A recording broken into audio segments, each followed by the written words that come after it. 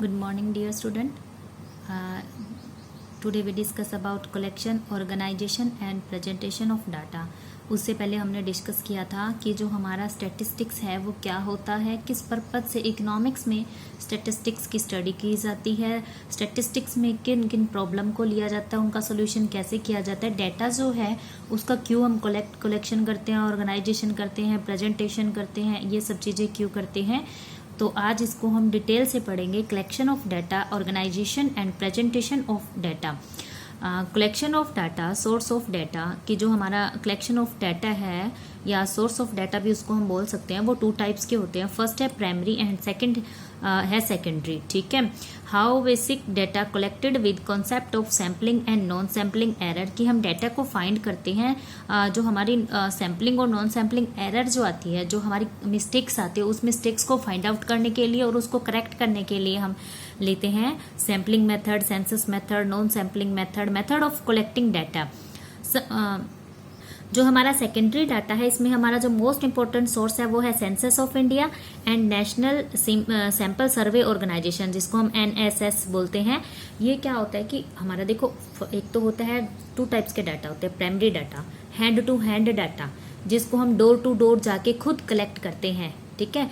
ऐसा नहीं है कि किसी और ने उस डाटा को कलेक्ट किया और हमने उस डाटा को यूज कर लिया। किसी दूसरे के डाटा को यूज ना करके खुद ही अपने डाटा की कलेक्शन करना, उसको ऑर्गेनाइज करना और उसको प्रेजेंटेशन करना, ये होता है प्राइमरी डाटा। सेकेंडरी डाटा, किसी और ने डाटा इकट्ठा किया था, उस डाटा को हम लोग यूज करें, अपने ही हाथों से यूज करें। मतलब अगर हमने किसी बुक से डाटा को उठा लिया है, सैंपल जैसे 2011 में हमारी सेंसस काउंट हुई थी, उसके बाद 2021 में होनी है, लेकिन हम अभी भी वही डाटा यूज करते आ रहे हैं, तो हम सेकेंड हैंड डाटा ले रहे हैं। ठीक है। वो सेकेंडरी डाटा वो जो किसी दूसरे ने कलेक्ट किया था, हम उसको यूज कर रहे हैं। प्राइमरी डाटा वो जिसको हम खुद अपनी रिसर्च के लिए या अपनी प्रॉब्लम का सॉल्यूशन करने के लिए डाटा को इकट्ठा करते हैं। अब हम पढ़ रहे हैं कलेक्शन ऑफ डाटा। डाटा की कलेक्शन हम क्यों करते हैं? देखो, to know the fluctuation in variable we need to data relating to it for various time periods.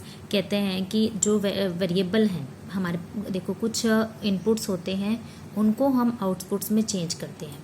उसमें से कुछ जो इनपुट्स होते हैं वो वेरिएबल होते हैं, जिसमें चेंज आता है, फ्लक्चुएशंस आती रहती हैं। उसको हम टाइम टू टाइम किस तरीके से समझते हैं? वो डाटा के थ्रू समझते हैं कि किस इनपुट में कितना चेंज आया। डाटा वो टूल है जो हमारी हेल्प करता है। Data are tools which help in understanding economic problem by providing information. के डाटा के थ्रू हमें जो इकोनॉमिक प्रॉब्लम है उसकी हमें इन्फॉर्मेशन मिलती है कि कौन कौन सी प्रॉब्लम इस टाइम हमारी इकोनॉमी फेस कर रही है। You must to be wondering where to data come from, how to we collect these.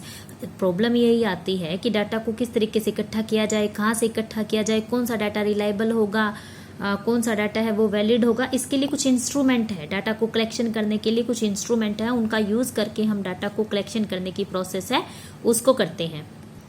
जो हमारा डाटा है वो हमें स्टैटिकल इंक्वायरी प्रोवाइड करता है। स्टैटिकल इंक्वायरी मतलब कि जो हमें क्वांटिटेटिवली इंफॉर्मेशन चाहिए, डाटा के रूप में जो इन्फॉर्मेशन चाहिए वो हमें कौन प्रोवाइड करता है? वो स्टैटिक्स प्रोवाइड करता है। स्टैटिस्टिक के पास एक ऐसी टेक्निक्स है जो डाटा के थ्रू हमें हर एक क्वांटिटिव इन्फॉर्मेशन देता है। जैसे कि 2008 और 9 में इतने टन प्रोडक्शन हुआ था, 10-11 में इतना प्रोडक्शन हुआ था, 14-15 में इतना हुआ था, 18 और 19 में इतना हुआ था। कि हमारे पास डाटा के थ्रू ही टर्म्स हैं जिसको हम रिकलेक्ट कर सकते हैं कि 2008 और 9 में इतना था।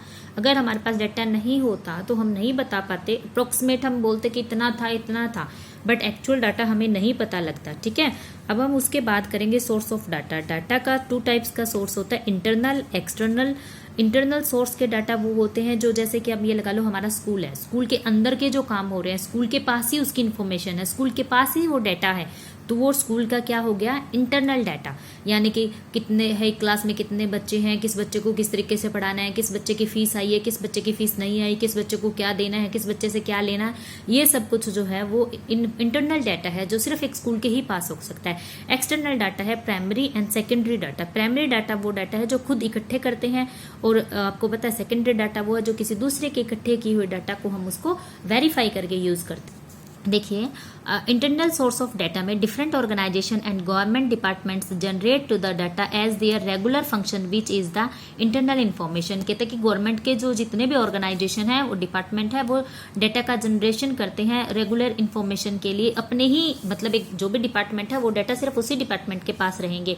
इंटरनल डाटा में be available in the organisation about sales, production, interest, profit, dividend etcetera से लेकर किसी भी से रिलेटेड इंटरनल डाटा, किसी भी फील्ड का कोई भी डाटा हो सकता है।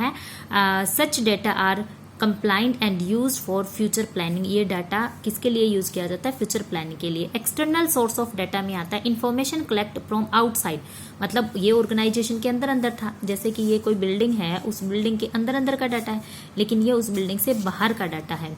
Information collect from outside organisation and institution is called external data. External data can be obtained from primary source और सेकेंडरी सोर्स, कि जो एक्सटर्नल डाटा है उसको हम प्राइमरी सोर्स पे डोर टू डोर जाके खुद भी इकट्ठे कर सकते हैं, किसी दूसरे को इकट्ठे करके उसको वेरीफाई करके भी यूज कर सकते हैं। प्राइमरी सोर्स ऑफ डाटा में देखो क्या आएगा, when the investigator decide to collect the basic data himself through statical survey with the help of his team and field workers, he relies on primary source of data. वो कहते हैं कि जब data का कलेक्टर या investigator उस decide करता है कि वो खुद डाटा इकट्ठा करेगा अपनी टीम के साथ, तो वो हमारे प्राइमरी डाटा होते हैं। Primary source of data refers to the collection of data from its source of origin. It offers first-hand quantitative information relating to statistical study. It involves a lot of time and cost.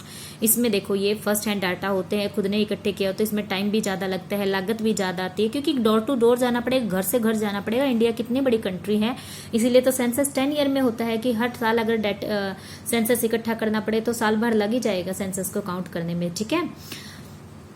तो इसमें example है, the investigator contact the respondent and obtain desired quantitative information on per capita expenditure of various house hold in the locality. मतलब किसी भी एक चीज़ को लेकर अगर हम डाटा इकट्ठा करेंगे डोर टू डोर जाके, या तो टोटल एक्सपेंडिचर का ले लो, पर कैपिटा इनकम का ले लो, तो बहुत टाइम लग जाएगा। सेकेंडरी सोर्स ऑफ डाटा वो होते हैं, secondary source of data refer to the obtaining the relevant statical information from any institute which the possess such information.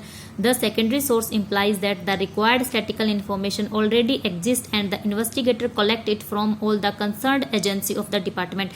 कि जो ऑलरेडी हमारे पास नॉलेज है या इन्फॉर्मेशन है उसको ही वो कलेक्ट करता है, उसको कुछ वेरीफाई करता है, उसके साथ वो उसको यूज कर सकता है। तो आज हमने पढ़ा था डाटा की कलेक्शन या डाटा के सोर्स क्या क्या है, किस तरीके से डाटा को हम इकट्ठा कर सकते हैं, प्राइमरी, सेकेंडरी, इंटरनल, एक्सटर्नल, ठीक है। Thank you student.